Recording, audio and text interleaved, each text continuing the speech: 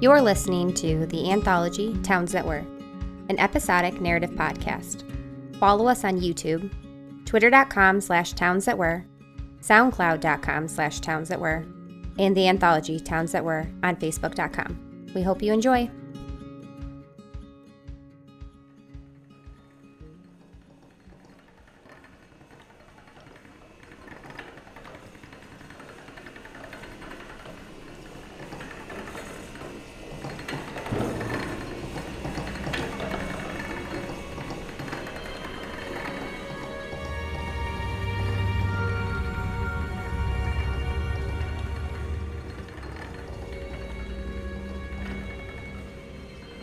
The fall air is crisp as it weaves through the pews and down the aisle of the Church of Malediction. A large oak crucifix hangs high above the altar, a graphic resemblance, far more graphic than most are comfortable with. The wounds are admirably carved, deep and intrusive, as if the wood itself was to suffer the same fate as its likeness. The heavy crown atop his head is made from the thorns from the church grounds, so the story goes. A stark contrast of red covers the Savior's forehead, spilling into his marble eyes. It brings the illusion of life, Reverend Dyer tells the children on the first day of Sunday school each year. More importantly, he would say, it resembles death and his soul meeting our Father as the blood flows in. He gives the same speech every year to strike fear into their souls. It was the Reverend who commissioned the crucifix, bringing to Malediction the fear of God, and the Reverend, he has no problem being the sword. Reverend Dyer stands at the podium reading silently to himself, raising his hands as if summoning his congregation to stand, only the light flickering from the candles and the moon's rays sneaking through the windows, tracing the curved steps of the altar. He wears a thick, gray peacoat, his collar raised high to cover his ears, and the leather gloves that he's rarely seen without. His thin beard is well kept, barely covering the scar on his lip from when he was a child. The hand of God came for me, he often explains, though most know that God had little to do with it. He runs his fingers along it now as he reads through the Old Testament, Judges 11:30. He reads aloud, breathing the first few words of the solemn verse into the church. As with many others, he has this passage memorized, but he finds himself entranced by the letters looking back at him from the podium. He falls silent, allowing the imagery to fill his mind, so mesmerizing that he's lost within before he notices the blood. A second drop spills before Reverend Dyer is fully aware, a large, swollen drop that splashes upon the withered page before soaking in. He slowly raises a gloved hand to his face. He hadn't had a nosebleed since he'd gotten that scar. He lifts a shaking hand, but there's no blood. Again, he looks at the page as another drop falls, leaving its mark upon the text. Above him, the Reverend sees his Savior shielding him from the moon, each fingertip pointing down towards him.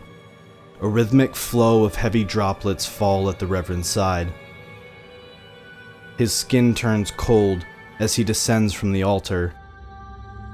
The moonlight shines through the skylight, full and all-knowing, illuminating the blood streaming from the eyes looking down at him. He claws at the pain inside his chest, slipping on what he dares not believe covers the final step of the altar. Reverend Dyer does the only thing he knows. He prays, and then he gets angry. It's nearly midnight as the Reverend hangs his hand-washed clothes over the balcony's banister within his room above the church. As the water drips from his coat, he stares down at the floor, knowing what's beneath his feet.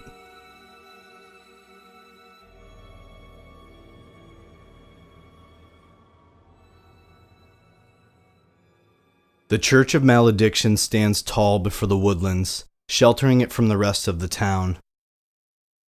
Sheriff John Taylor adjusts his hat before walking to the front steps and breathing deeply. It's been a long time since he was last here. Perhaps too long, he thinks to himself. But things change, and stepping foot inside this building, it just hasn't been the same.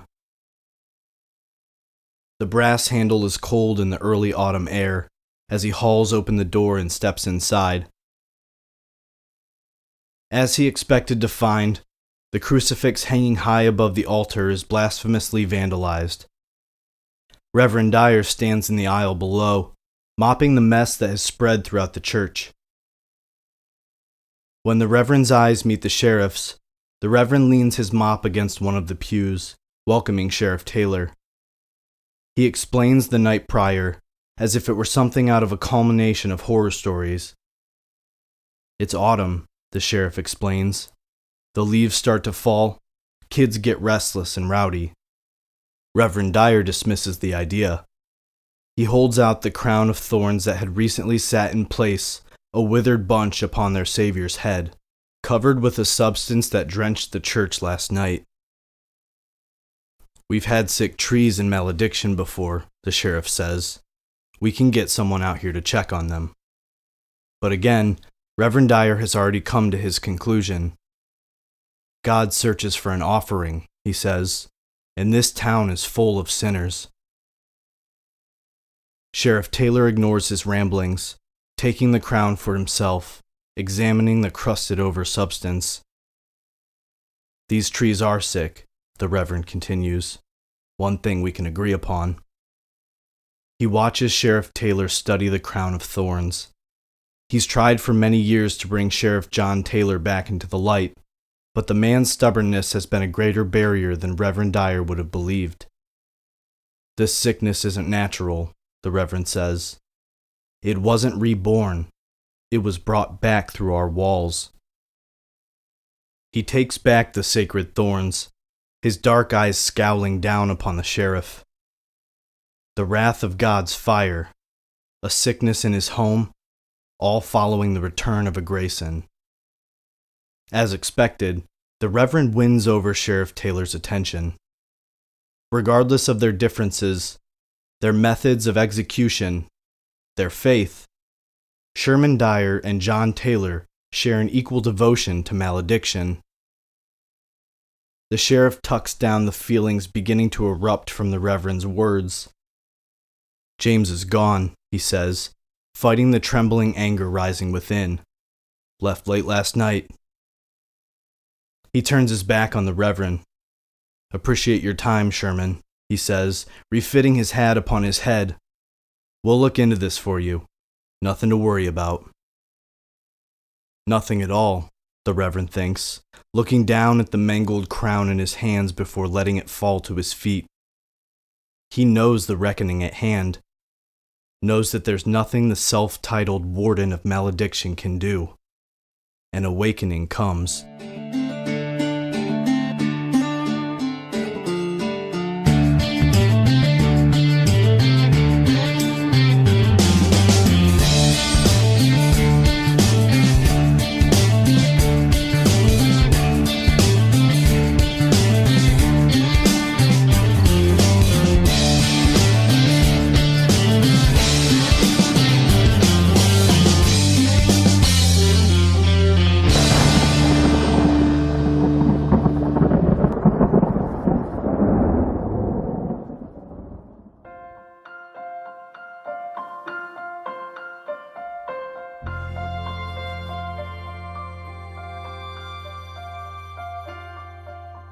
James Grayson is awakened by the warm rays of morning's light that shine through his windshield.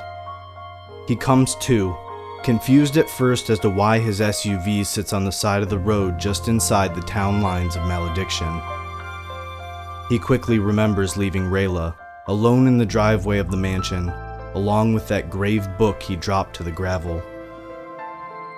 He remembers driving through the center of town, disappointed that he never made his stop into Susie's bakery, the one thing that actually excited him to be back in town. And more importantly, he remembered that he hadn't slept since he returned to Malediction. He had pulled over in the dark of night just to get enough shut-eye to comfortably step on the gas, leaving Malediction in his wake. Now, the morning light serenades him with a song of how tired he'd truly been. An anxiety pours over him, quickly buckling and bringing his engine back to life. James breathes deep, telling himself that he has all the time in the world. Malediction is nearly where it belongs, in the past. He cambers once more through the mountains that hold his birth town. James reminds himself that he could have turned around the second he'd stopped at that light on Main Street. You should have listened to yourself, he thinks. Doubt, your biggest downfall. Rounding a turn, James can see the sign, still a way down the road, but still, he sees it. Sees his freedom. Malediction thanks you for your visit, he thinks to himself. He can nearly feel the weight lifted from his shoulders, nearly hear the rumbling relief. A rumbling so loud that it shakes the cracked windows violently. A rumbling so loud that it becomes real, jostling James in the driver's seat until he can no longer maintain control over the steering wheel. His vehicle careens slightly before the sound of breaking glass and the smell of burning rubber consumes his senses. Once more, James comes to.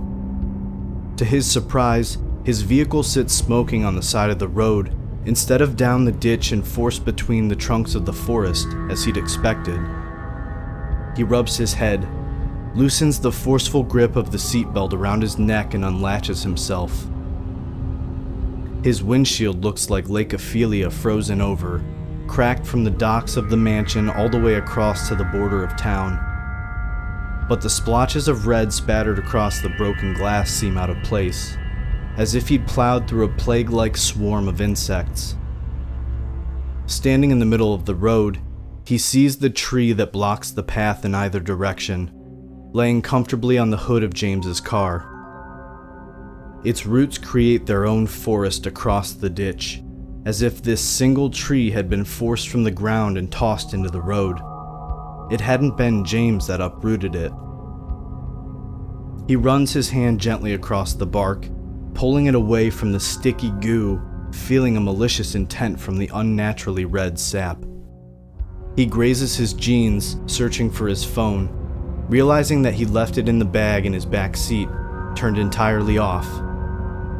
He wanted no chance of being turned around before he'd left Malediction for good, something he assumed Rayla would have tried. He unzips the travel bag on the back seat, rummaging through the overnight clothes that received no use in his brief stay at the mansion, until he lands upon something too firm to be clothing, and finds himself removing the wardens of Malediction, its disagreeable blue stitching staring back at him, the same book that he'd left on the gravel drive of the mansion. He glances back to the tree sprawled across the hood of his vehicle, and James knows this is one of those Malediction things. He can feel it, a sense of dread coursing through him. There are no missed calls, no messages, nothing from Rayla. For some reason, he feels offended, but maybe she'd known. He thumbs over the name, Rayla Marsh. He hesitates, knowing he has no other choice, but still, he hesitates. The phone rings only twice before she answers. He can hear the "I told you so" tone in her voice as she asks if everything's all right. James sighs heavily before asking Rayla for one final favor, feeling that it surely won't be the last time. Rayla stands in the middle of the road, her cruiser parked behind James's smoking SUV.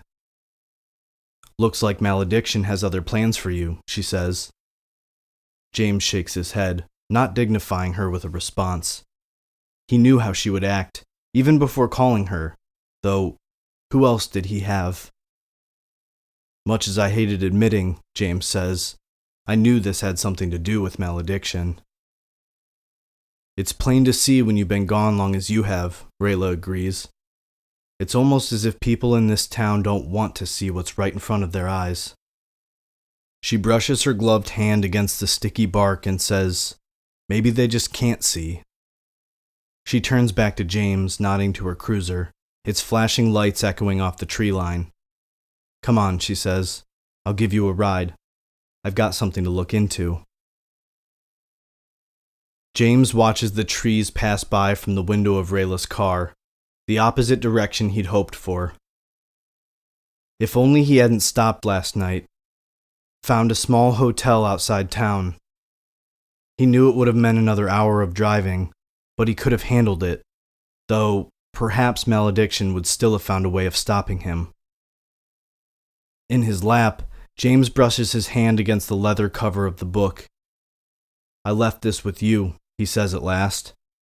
"Found it packed neatly in the back seat." Rayla only smiles, knowing there was a reason she'd never found the book. It was never meant for her. But she had found James, and maybe, in some sense, that was just as powerful. "How long has this been going on?" James asks. "Whatever you said came back to Malediction." Her gloves whine as she tightens them around the steering wheel, turning down Darla's voice over the scanner mounted on her dash.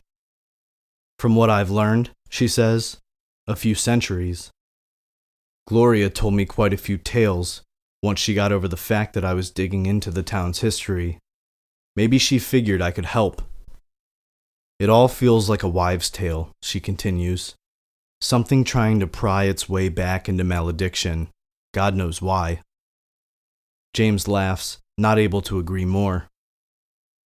"I think it's always been right in front of us," she says. "We just never saw it. Or it didn't want to be seen. Not until now." James rubs his temples, lessening the tension migraine building in his head as Rayla throws her cruiser into park in the gravel lot of the Church of Malediction. "Of all the places," he sighs.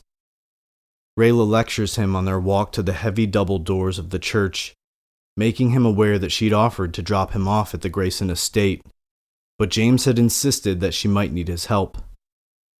Inside, a frighteningly tall ladder extends nearly to the roof of the church, leaning against the oversized crucifix above the altar. A young man carefully removes his hands, having seated a fresh crown upon his Savior's head, before climbing slowly back down to reality. He greets them, Deputy Marsh by title, James with a nod, asks if he can help them. James feels relief when they're told the Reverend has stepped out for the day. Apparently, he'd had a stressful night. As he speaks, the young man's eyes are red, bloodshot, as if he'd been crying, or coming down with a crippling cold. "Sheriff Taylor was here this morning," Rayla tells the boy. "We have a few follow-up questions." And it takes no more for the boy to spill the events of the day before. "Let me show you," he says excitedly, retelling his tale. James walks behind the two of them, being led around the side of the church through a garden of slowly wilting flowers, through a small cemetery reserved for a select few families, and finally to the back of the church. A dirt path leads down a lightly sloping hill, disappearing into the woodlands. Atop the canopy, two twin oaks stand tall over the rest of the woods. The young boy points to the trees, standing proud, looking over Malediction. "That's where it happened," he says, guiding them down the path.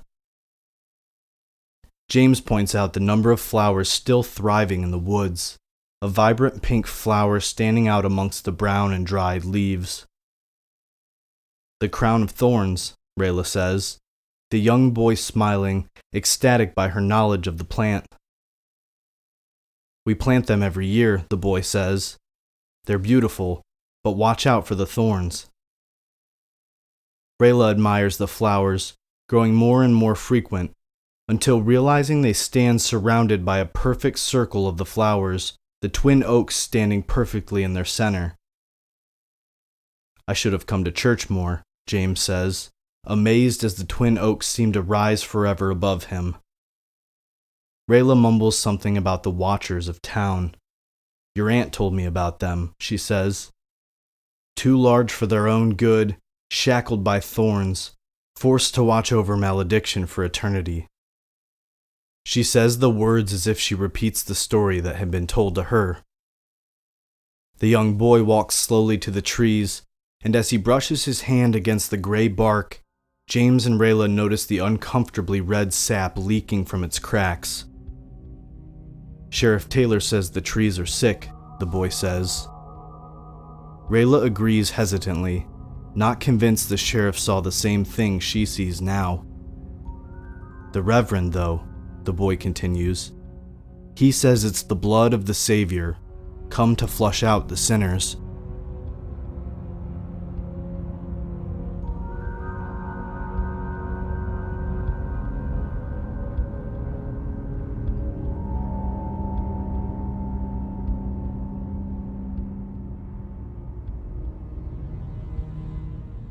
Night has set over Malediction.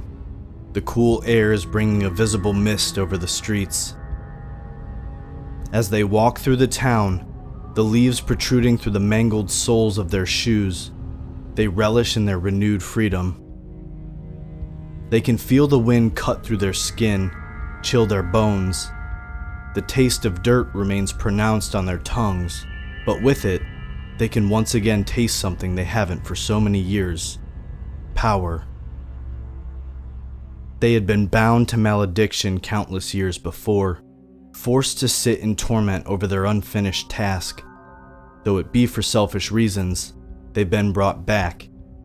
And for those same, unaltered selfish reasons, they would complete their task that they'd failed. They would do anything to be rid of those shackles, free to commit their own willful treacheries once more. They rub their wrists, a pain they know will remain for eternity, a reminder of their captivity, of their sedition, a pocked scar like a band around their wrists. A different world surrounds them, buildings littering where the woods that granted them secrecy once stood. They walk past a large window, people sitting before glowing screens, drinking steaming beverages, casting curious glances as they pass by in their tattered peacoats, the vests beneath torn and bloodied. The air is the same as it was in their day, firm and corrupted. The power of what they'd once turned their back upon still lingers over the town, waiting for its opening. As the moon hangs high above them, they sneer to one another, feeling the thing they hate the most still residing in Malediction after so many long forgotten years. Looking down the inviting driveway of the Grayson estate, they agree to finally repair their broken vows and create the opening it seeks.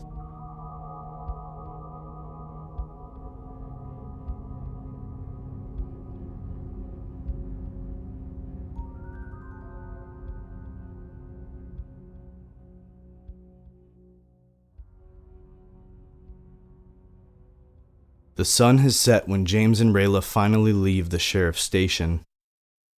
Sheriff Taylor nearly fell from his seat, seeing James Grayson follow Rayla into his office. "I thought you'd left town," he'd asked.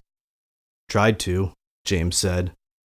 But as hard as he tried, he knew he hadn't sounded convincing. Deputy Marsh had interrogated her boss regarding the sick trees sprouting throughout Malediction.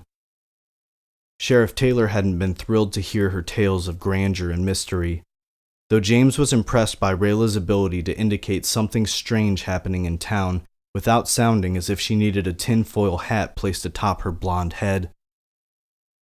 In the end, the sheriff assured his deputy that he had it covered. "I don't want some outsiders rolling in here to investigate bleeding trees," Rayla says, heading back to the Grayson estate. "Maybe the trees are sick," she continues, "but if they're not, who knows what they'll find." "That's the last thing we need in Malediction," James agrees. "Another outsider." Rayla scoffs, turning to fight him, but decides against it. She knows that James Grayson is stuck in Malediction for the time being. She only hopes it will be long enough. The cruiser's headlights cut through the mist like a blade, descending the driveway of the Grayson estate. "I'd offer to help you carry your bags in," Rayla says, "but the house just doesn't seem to agree with me lately." James laughs, but his smile slowly fades as the headlights illuminate the house.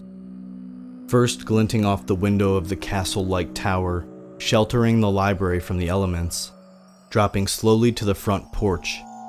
A thick red sap leaks through any and every crack, bubbling as it slowly spills to the porch and down the steps, a lively red waterfall.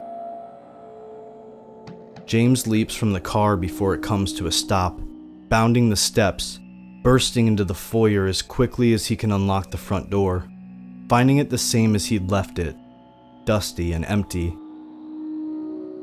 When he steps back to the porch, shutting the door behind him, Rayla scoops a handful of the goo and drops it, disgusted, back upon the porch. As she raises her eyes to James, he can see them widen in terror, and he spins quickly. Above the wide double doors to the mansion, as if smeared in blood, stand two childlike depictions of twin oaks, a single eye between them, watching down over James and Rayla. "As much as I hate to admit," James says, "I think we need to check in on Reverend Dyer."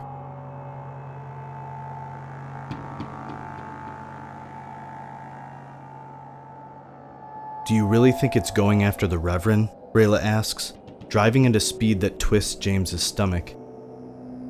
"I won't live through it if we don't at least check," James answers, but he really wonders, if Reverend Dyer is a target, why would it want James to know? If Malediction wants James Grayson here so badly, he'll make this town wish he'd be anywhere else.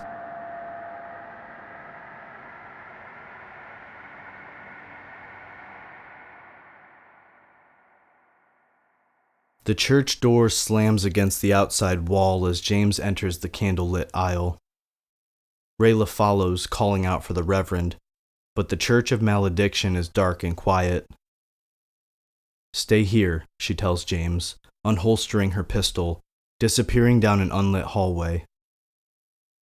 James paces comfortably, investigating the empty pews. Upon the pedestal on the altar, he finds the Reverend's book, open to a page with red dots spattered amongst the ink, a tale of a man who bargained with a vengeful god. He shakes the shivers from his neck and takes a seat amongst the pews, fighting every urge to find Rayla. She'll be fine on her own, he tries to convince himself. Against his better judgment, James opens the book upon his lap. The book he hasn't let from his sight since he tried abandoning it outside the mansion. It can't hurt, he tells himself, flipping through the pages of scrawled text and etched images until two hastily scribbled oaks stare back at him. James runs his fingers down the page, feeling the concern for whoever once fearfully scratched down the tale before him. A tale of a twin evil, tasked as the watchers of Malediction as punishment for their malicious actions. The scrawling, however, begs for anyone reading to believe in the true atrocity of the twin evil, a blood offering, a betrayal of something greater than their treasons, greater than Malediction, an atrocity that rooted them forever to the town, shackled by thorns. James slams shut his book as he hears footsteps behind him, leaping to his feet. "Reverend Dyer," he says. The Reverend stands before him, his long pea coat buttoned tight, collar to his ears. His thin mustache twitches as he walks past James. "Thought you'd left town," he says dryly. "I didn't expect to see a soul like yours in a place like this." Reverend Dyer gestures to the large figure hanging over him. "What do you know about these?" James asks, holding open the book to the drawings of the twin oaks planted firmly behind the Church of Malediction. A look of recognition floods over the Reverend's face. shocked recognition. "You found him," Rayla says, materializing through the darkness of the hallway, holstering her gun. James quickly shuts the book once more as Rayla studies the awestruck face of Reverend Dyer. "Am I interrupting something?" she asks. But the Reverend is quick to tell them of the Twin Oaks, the Watchers of Malediction, as if only to quickly escort them out of his home. "The Twin Oaks give life to the crown of thorns," he tells them, taking the stained, withered crown from his podium. He hands this to James. "If you're concerned about the reckoning, these will give you comfort."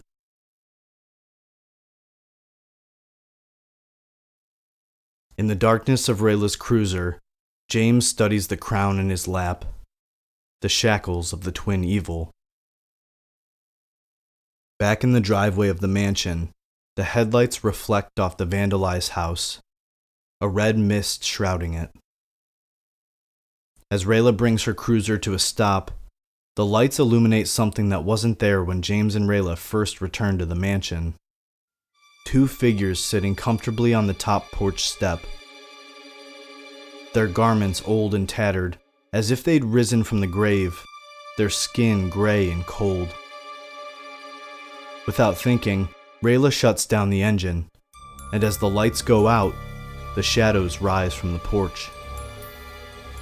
"All right," she says. "Have a good night." "Not funny," James says, slowly opening the door, clutching the Reverend's gift tightly in his hand, feeling the thorns dig into his skin. Rayla removes her gun, holding it discreetly at her side. The moonlight reveals the men, nearly identical, their patchy black beards matted and unkempt, their crooked teeth yellowed and decayed as they grin at the sight of James. He can feel that they know him. At least, they know of his blood. "A true Grayson returns," one of them grumbles, as if they were the first words it has spoken for centuries. And James swears he sees a dribble of dirt fall from its mouth, landing upon its ripped vest. "We expected you at the Twin Oaks," the other states, its only difference a missing front tooth. "But this cursed land will do." The moon glints off one of the twins' sides, a thin knife clutched in its dirtied hand, and James can see the scars of the thorns that were said to have imprisoned the twins. "Only one way to stop this," James says, slowly inching closer to the mansion, motioning for Rayla to stay behind the safety of her cruiser. He holds his book forward, the blue stitching towards the twin evil. "This is what you want," he says, distracting them from the crown of thorns clutched tightly in the other hand behind his back. The twins laugh, a maniacal cackle that, beyond any doubt, spews a cloud of dirt from their lungs. They eye one another, nodding, and the twin wielding his dull blade paces quickly towards James. His dark eyes move from the book, locking with James's, sending a crippling weight to the pit of his stomach. The second twin mumbles incessantly, pacing ecstatically. As the evil closes in, raising its knife, it lets out a final laugh, and James can smell the decay on its breath. He can hear Rayla shout to him, but he's already stood his ground. James quickly knocks the armed hand to the side, revealing the thorns, and relishes in the unadulterated fear that wells in its eyes before jamming it effortlessly into its chest. The twin clutches at James's hand, but he rips himself free, watching it stumble backwards, clawing at the crown of thorns lodged deep into its chest. With one final glance at its other half, both twin evils dissipate into the night, the thick sap liquefying, dripping down the wood panels of the mansion before soaking back into the dirt of Malediction. A quietness rolls over the Grayson estate. "Well," James says, turning back to Rayla, That was easier than expected. She laughs, only if to alleviate the fear of what could have become of James. I think I'll help you carry those bags in now, she says.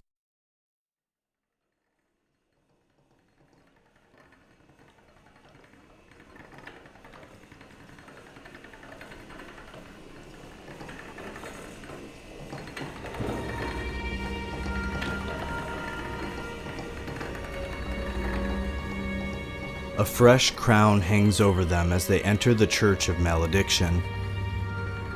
Their presence extinguishes the candles decorating the room, but the darkness doesn't bother them. Their souls had been buried far too long. They walk clumsily past the pews, snickering at the idea of once again being within the walls of such a place. They dance excitedly as they climb the altar, animal-like, with no regard for their surroundings. Taking their place on either side of the podium, one pushes while the other pulls, revealing an uncomfortably thin staircase leading beneath the altar. They descend, one at a time, the smell of damp soil strengthening with each step, the wet stone slippery beneath their soulless shoes. A light flickers from the end of the hidden room, the shadows dancing across the dark stone walls. His dark silhouette stands with his back to them. "Have you brought it?" he asks, hearing their annoyingly joyful footsteps approaching from behind. The twin removes the ring of thorns from its chest, admiring the blood dripping from it, the blood of a Grayson. Reverend Dyer steps aside, watching the filthy man, or whatever he's become, smear the fresh blood across the stone altar, seeping into the intertwined circles carved into its facing. He feels the ground tremble around the room, soot and rubble pattering to the ground at their feet. The Reverend tilts his head back. He'd waited too long for this moment. As he opens his eyes, the twin evils stand before him like pathetic, begging children. He looks to both of them, feeling a power replace the fear he once had when he'd first faced them. "Be free," he says, turning his back as they fade from malediction, free forever from their bindings.